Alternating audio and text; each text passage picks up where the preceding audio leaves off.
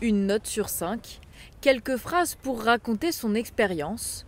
Vous êtes de plus en plus nombreux à vous fier à ces informations sur Internet pour décider du prochain lieu où vous allez déjeuner. Des avis pas toujours objectifs, mais qu'importe, le réflexe du web prend le dessus. Tout le temps, mais la plupart du temps, je me base toujours sur les avis des commentaires que laissent les autres sur TripAdvisor pour choisir mon restaurant.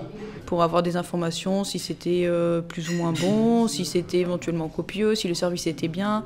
Enfin, c'est très intéressant, moi je trouve, d'avoir un premier avis. Moi, s'il n'y a pas la codification de TripAdvisor, en fait, ça me donne une indication sur la qualité au fait, du restaurant. Aujourd'hui, selon l'IFOP, 92% des Français seraient attentifs aux avis en ligne avant de choisir un restaurant. Des commentaires utiles aux consommateurs, mais pas seulement. Une célèbre plateforme classe ce restaurant en tête de liste du chef-lieu sur plus de 200 établissements. Une aubaine non négligeable pour le gérant. Les avis sont très importants et surtout les avis récents, c'est très important. Et puis voilà, les gens regardent sur la qualité du repas, le rapport qualité-prix, ils recherchent en même temps l'accueil en même temps, c'est très important. Tout ça, c'est des avis qui comptent. Tout à fait indispensable parce que normalement, non, beaucoup de gens, dans la période de Covid, beaucoup de gens, des gens locaux rayonnés, ils ont découvert des restaurants qui étaient existants depuis pas mal de temps.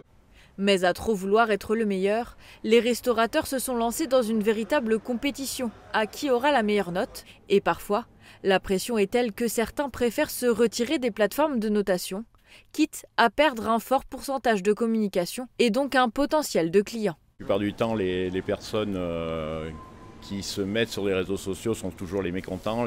Ceux qui aiment bien interviennent très peu sur ces réseaux. C'est souvent les mécontents et souvent ce sont une première approche, c'est une première fois et ne reviennent jamais une deuxième fois pour valider peut-être le fait qu'ils n'ont pas aimé ou alors le fait qu'ils se sont trompés. Parce que je compte surtout sur le bouche à oreille. Les gens contents reviennent et font revenir leurs amis.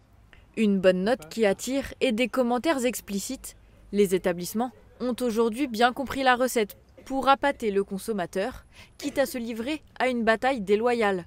On a aussi des concurrents qui se battent entre eux par le biais de sites interposés. Et ça, c'est dangereux. Ils créent des faux profils et à partir de là, ils peuvent dire n'importe quoi. Et ce n'est pas contrôlé malheureusement. Face à cette hausse de faux comptes, une célèbre plateforme annonce avoir bloqué un nombre record de 2 millions d'avis trompeurs sur son site en 2023. Et sur 30 millions d'avis, 4% d'entre eux seraient de faux commentaires.